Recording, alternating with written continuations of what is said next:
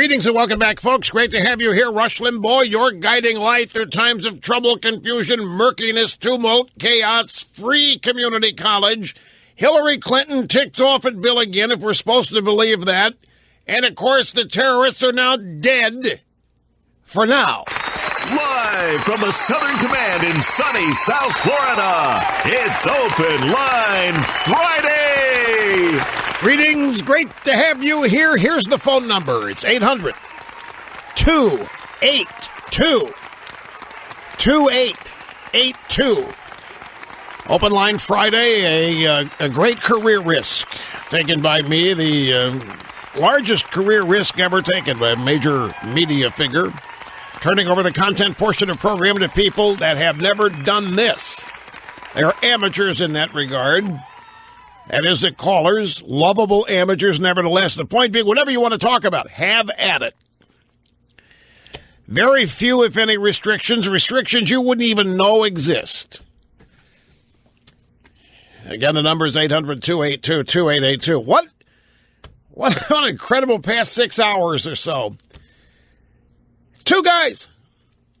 The two terrorists, the Karachi brothers, or whatever their names are, they're dead now. The hostages are safe. But for the last, it's hard to put this in perspective. No, it actually is very easy to put it in perspective. But when you put it in proper perspective, you run the risk of being accused of being insensitive. You stop and think of what's happened here. The two terrorists did this. Not 12 people are dead. There's no question of it. It's a major, major terror. But look at how two people brought the world to paralysis. I mean, that is, I'm watching cable news networks here, and they're all doing their wrap-ups now. And by the way, can you believe that we never once saw the Grim Reaper on Fox all week? We never once saw her. Well, I didn't anyway. If they trotted Geraldo out, I missed him. Geraldo generally shows up when there's death at the doorstep. But I didn't see him. Anyway, the networks are all doing their wrap-up here. And after all the networks went with their British associate, like Fox was televising Sky News. And CNN, well, whoever they could convince to let them simulcast because they knew nobody would watch them. But they were all carrying Brit broadcast. And it was being portrayed as, I don't know, disastrously bad. The hostage circumstances in the two locations in France were being portrayed as just the end of the world kind of. Oh my God! What have we got? Oh, gee. And then the guns started firing and the bombs started going. And people, oh no! When it's all over, the two terrorists that killed our buddy at Charlie Hebdo, the French magazine, are dead. Third culprit is dead, and his girlfriend or wife or what is on the lam. But they'll catch up to her. Now, I just want to share with you the picture, because the picture, that's what television is. After I got here early, and I've been watching the TV off and on, but it's been intense. And you know, if you've been following it yourself.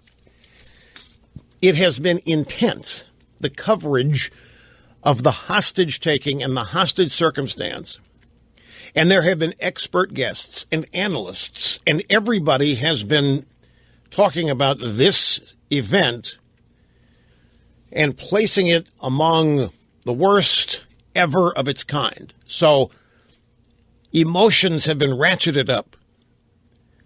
It seemed like there was a general paralysis that had overtaken everybody watching this. There was fear coming out of every orifice and crevice that you could see, and then it was over. And I watched a wrap-up, I think it was Fox, and they had the two people, the Karachi brothers and the other two, the accomplices. But the primary terrorist that killed the people at the magazine, they had them on the left. There's, anyway, a picture of four people. And in the wrap-up, they said, this is it. Two people on the left you see, they're now dead. The hostages are non-injured, and they're all alive.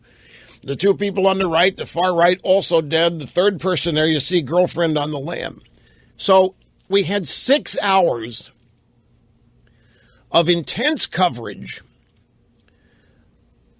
of events following up the murder of 11 or 12 at the magazine, and it all ends with a picture of 4 people, and 3 of them are dead. And that's when it struck me, that's when it hit me that basically 2 people, I'm not downplaying what they did. Again, I'm referring to media here, I guess, because it all starts with the media and how they cover these things, and then what impact that has on people. And when, at the end of the event, you can put up a graphic showing pictures of 4 people, 3 of whom are dead, and that means it's all over for now on this event. It just, for some reason, hit me. All of this, since Wednesday, all of this paralysis, all of this attention, all of this, the Reuters is reporting 4 hostages at the Paris market are dead. Yeah, that's the second location. Okay, there it is. 4 hostages at Paris market are dead. Well, the last report I saw before the program started were that no hostages had died. So I'm happy to have that correction. At any rate, it just struck me that 2 guys did this. 2 guys brought everything in the world. Well, it didn't really, but two guys brought the media and what people in this country think's happening in the world to a screeching halt for 2 days. That's power. That is incredible power, that 2 people could bring everything, the perception of everything, to a screeching halt. Well, of course it's fear, but it's also power.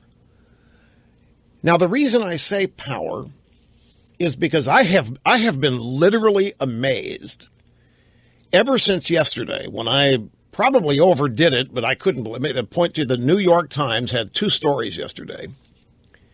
One of them was a palpable fear that all of this would create a backlash against Muslims, against militant Islamists. Well, they are the bad guys. There deserves to be a backlash against these kind of. They deserve to have died today. This is exactly what they deserve. This is how it should have. We shouldn't be issuing warrants. We shouldn't be doing indictments. We shouldn't be going to the grand jury, and we shouldn't be looking forward to the day 10 years from now we get them in a courtroom and try them. This is exactly what should happen. And yet the New York Times is worried that this kind of thing is going to cause a backlash against the people responsible for it. That was the first. The second story was that the primary concern all over Europe and in the elite circles of New York and Washington was this could mean a return to power of extremist, fringe, right-wing governments. And then from that moment yesterday when I learned that, through last night into today, you wouldn't believe every media person, every newspaper, every agency followed the New York Times lead. Andrea Mitchell, NBC News in Washington, very worried about a backlash against Islamic jihadists. Very worried that this means a reemergence of right-wing governments in European capitals.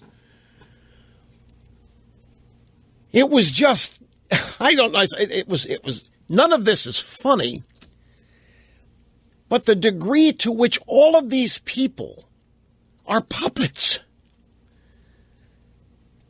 And every one of them had the same take, wringing their hands over the same fear. And didn't seem I could find a single news agency willing to even mention the name Islamic terrorism as part of this story, or militant jihad, or militant Islam, or militant Muslim. No mention. There's abject fear.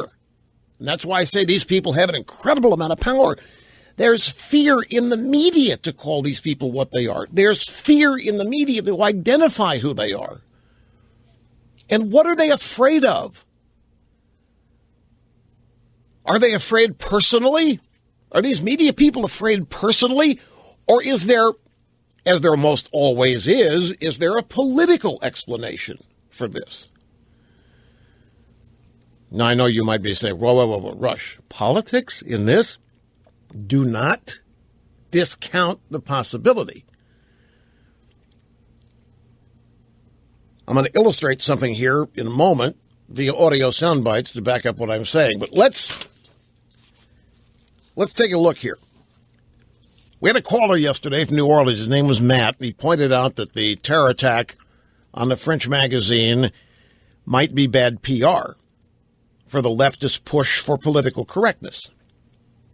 And remember, the left lives in the world of buzz and image and perception and PR.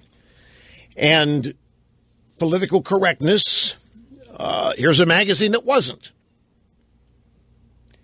And look what happened to them. And the caller pointed out that this might be bad PR for the left's push everybody be politically correct. The killing at magazines makes political correctness look bad. And he was right.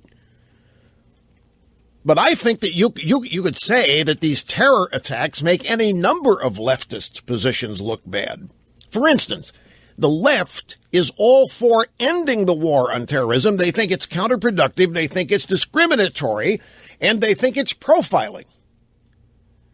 They don't. You start conducting a war on terror, then you are besmirching and impugning an entire religion. And this is something we did not do. And that's where the political correctness rears its head.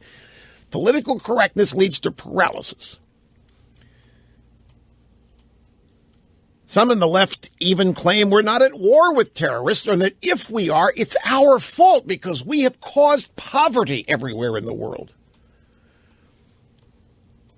Our wealth, our standard of living has not come about legitimately. It's come because we've traveled the world and we have conquered and we have oppressed and we've stolen the natural and other resources of other peoples. And as a result, those people are now in dire poverty and they're poor, and this leads them to reach out in anger, become terrorists. This is a leftist theory. And therefore, we shouldn't be at war. We should understand, as Mrs. Clinton said, we need to take time to empathize with our enemies. It's called smart power. But an event like what's happened here, this is bad news for the left and their push for appeasement, right? You want to appease these guys? It doesn't work. This is also bad PR for the left's push for amnesty and their push for open borders. You might be saying, Rush, come on. Is everything... Well, we're talking France, but what's the problem in France? They have an immigration policy that is essentially open borders, and they haven't done any assimilating. And the same thing in the UK. And those are things the left believes in very staunchly and are trying to make happen in this country. Open borders, no assimilation. The U.S. needs to be watered down. The U.S. deserves to be watered down. It's also bad PR for the left's push for more gun control laws. This was another laughable thing about yesterday. The left was worried that we need even stricter gun control laws in France now. That was one of the big lessons, which is laughable. The cops are unarmed in Paris. The cop that was shot begging for his life was unarmed. All he had was a billy club. He arrived at the scene on a bicycle. They're unarmed. So here you've got strict gun control laws in Paris. Who's armed? Bad guys. And not just armed. Kalashnikovs, AK-47s, military-style weapons. Bad PR for the left that preaches gun control's the answer to everything because it looked like the bad guys, after demilitarizing, we're hearing that in America now, we must demilitarize the police. The police running around looking like a division of the U.S. Army. Why, that's intimidating to the community, and we can't have that. It's causing violence. It's causing strife. We've got to demilitarize the police, which means take away some powerful weapons that can overcome bad guys. Well, France has already done this. Not only they demilitarized the police, they disarmed the police. And the left got everything they wanted in gun control in France. And look what happened. Bad PR. Except the media is talking about none of this. The media is literally paralyzed in fear. These two guys have scared them to death. They're literally paralyzed in fear. And they really believe the way to deal with that fear is to not make enemies of these guys. Just let them know, hey, we're not going to criticize you. We're not even going to properly identify you. Don't come for us. We love you. At least we don't hate you. That's their appeasement. That's how they choose to deal with this. But everything the left touts as the answer to problems is on display as a giant failure in Paris. Political correctness, gun control, demilitarizing or disarming the cops, open borders, amnesty, everything the left believes in on parade. And that's why they're not talking about it. That's why their big concern is a backlash against militant Islamists and, of course, the rise to power of fringe conservative governments. By the way, here's a quote for you very quickly. Little pop quiz. Who said this? We don't need these fringe guys as much as we did anymore. Think about that. Back after this. Don't go.